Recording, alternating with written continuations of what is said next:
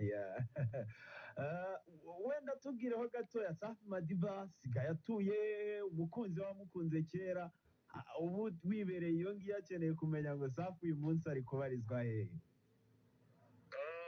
Ndi kubarizwa muri Canada mu mujyi ntuyemo bita Vancouver West Coast ya Canada ya Canada. Twagiye tubona Safi asohora indirimbo nyuma yo kuwimukira ngaho muri Canada, twagiye tubona Safi akora amavideo meza. Ndashaka kugira ngo umbwire mu gutangira kariyeri yawe solo, wenda hari imishinga wari ufite, uyu munsi iyo ubyevaluate usanga bigeze kuri kangahe bro?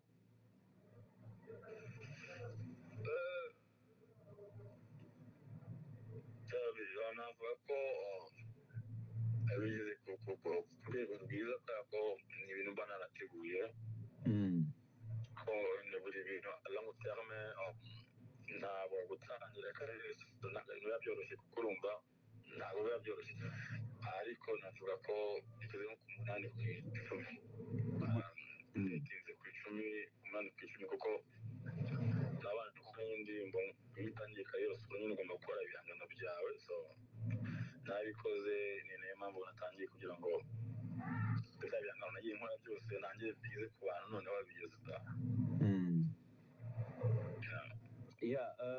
Uri no mu bitaramo bizenguruka imijyi itandukanye, wakoze muri Leta Zunze Ubumwe za Amerika, ufite n'ikindi gitaramo, ufite n'ikindi mu Bufaransa. Ndagira ngo tuvuge kuri tour yawe, ni tour imeze gute, wifuzamo iyihe shusho? Ni tour yanjye ya album ya kuko nakoze album ya mbere ntangira solo nayo Back to Life. Ni album nyine nitiriye ubuzima bwanjye nyine. Back to Life ni ukuvuga ngo ntangiye kuba ngiwe noneho ubundi kwexpressinga nyine ubundi ngewe. Nakoze indirimbo nyinshi kuri album nayisohoye online ariko ntabwo ni mu bitaramo byayo, so nimwe navuze reka noneho indirimbo barazikunze z'album ya mbere reka noneho nzikore ibitaramo byayo muri n'abantu baririmbira. Ubwo muri Amerika warahakoze, hari ikindi wafite, hari n'ibindi wenda bitaramo tutaramenya uretse ibingibi bitatu tumaze kumenya? hari n'ibindi kuko Amerika ni nini cyane. Amerika ni North America. North America harimo nyine Canada na USA na Mexico. Harimo ni imijyi myinshi cyane, so ibyabaye confirmed ni ibyo ngibyo. Hari iyo umaze gukora, hari n'ibindi nzajya muri Arizona, nzajya muri Michigan, nzajya n'ahandi. Nuko kuko mvugana n'abapromota baho cyangwa abategura ibitaramo kugira ngo tuba ikomeze igende. Ariko iyo umaze kuba confirmed n'ibyo ngibyo, ibyo nakoze n'ibyo gukora bindi, ariko ni Burayi hose njyayo aho bantumiye. Hari n'ibyavugwaga ko hari igitaramo uri gutegura hano mu mujyi wa Kigali, wenda nabyo ndagira ngo tubivugeho koko kirahari. Hari ibyo waganiriye n'abantu binaha wenda kugira ngo bagufashe no gutegura ayo makuru ameze ate Safi? Nagira ngo manze ndangire ibitaramo by'ahangaha nyine by'amahanga by'amahanga mbirangize, nimara kubirangiza muri gutamira mu Rwanda. Ariko mu Rwanda ngomba kuhataramira kuko numva ko nimara gukora ibitaramo byose ngomba gukora mu mahanga hano. Icyanyuma album yanjye ya mbere nzagikorera mu Rwanda, so ndi kugira ngo ndangire ibitaramo nyine byo mu mahanga, i Burayi, hano mu Amerika ya ruguru, ubundi icyanyuma n'umuntu gikorera mu Rwanda. Ni byiza kuko abantu benshi n'ubundi mu minsi yashize baravuga ngo dukumbuye Urban Boys, dukumbuye Safi, dukumbuye ba basore, dukumbuye za swaga zose. Ndizera ko byaba biryoshye, ariko se ngaruke kuri Back to Life. Back to Life wagarutse ku buzima, ubuzima wabubonye gute muri kariyeri yawe solo bro?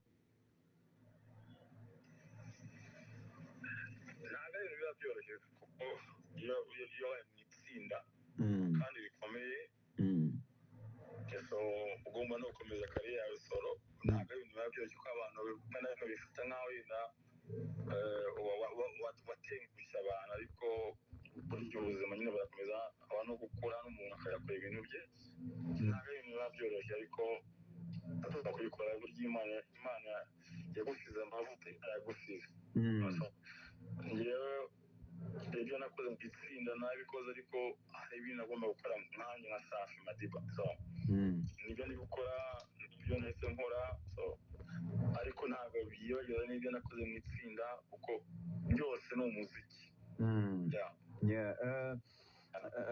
nyemerera nkubaze ngo birashoboka ko wenda icyo gitaramo cyo mu Rwanda gisoza ibyo bitaramo twakibona muri uyu mwaka ese wenda muri plan kiri mu utaha byo biteye gute bro kubera ko nk'uko mbikumva amahanga ni manini cyane ndashaka kubirangiza byose kuko nanjye ntabwo ndi bukurikije nkumbuye mu Rwanda iyo no kuba nahataramira ndahakumbuye mu bisanzwe ndahakumbuye so ariko kuko amahanga ni manini cyane iyo mvuze amahanga mvuga i Burayi mvuga Amerika mvuga ibindi ahantu batajya bamenya tuba dufite n'abafana muri za Mexique nyine Amerika y'Epfo b'abanyarwanda bahaba cyangwa bene wacu baba kandi baba bakeneye nabo gutaramirwa urumva ari ibitaramo ni byinshi cyane ntabwo nahita mvuga ngo ni n'ejo cyangwa ni ryari kuko igitaramo cyo mu Rwanda gifite ku mutima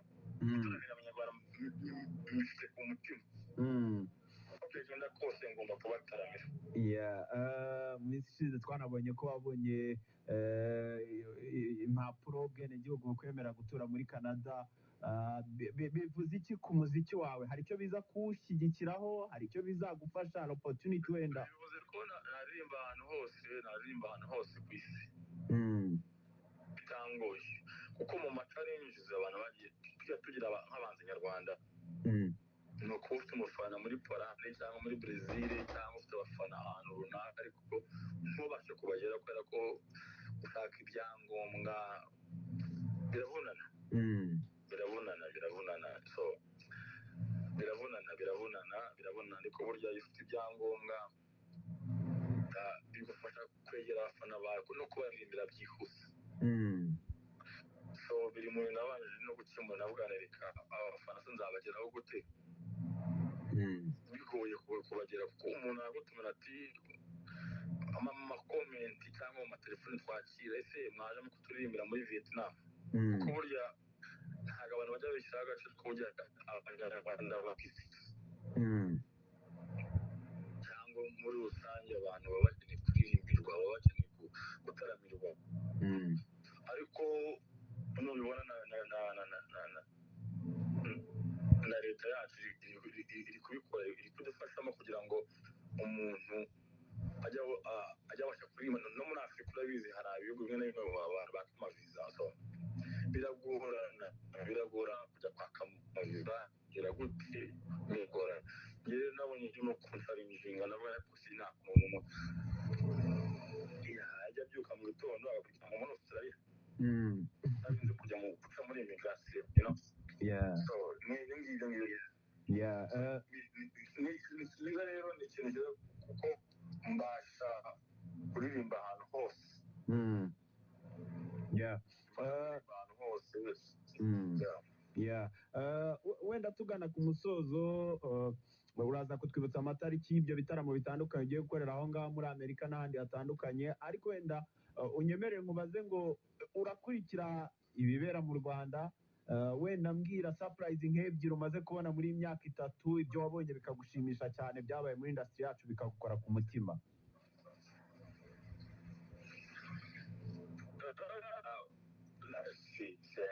ibyo Rwanda bikurikirana cyane kuko mu Rwanda umunyarwanda umuhanzi nyarwanda abikurikirana gusa icyo nakunda ni amatsiko hari ukuntu mbona ko amatsiko yabaye menshi mu Rwanda ikindi ntiyaboneka ngo rero mbivuge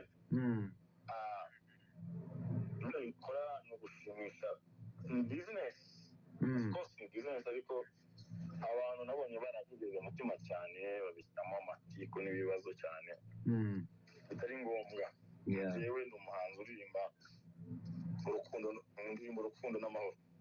So abantu bibyegereza umutima cyane, kuko iyo utangiye kugira umutima cyane ugashyiramo amashyari, umutima mubi, kwangana, nta hantu byatugeza. Usanga tuba turimo kwica twebwe ubwacu twebwe, kuko amahindasi agiye atera imbere ni uko babanje gushyira hamwe.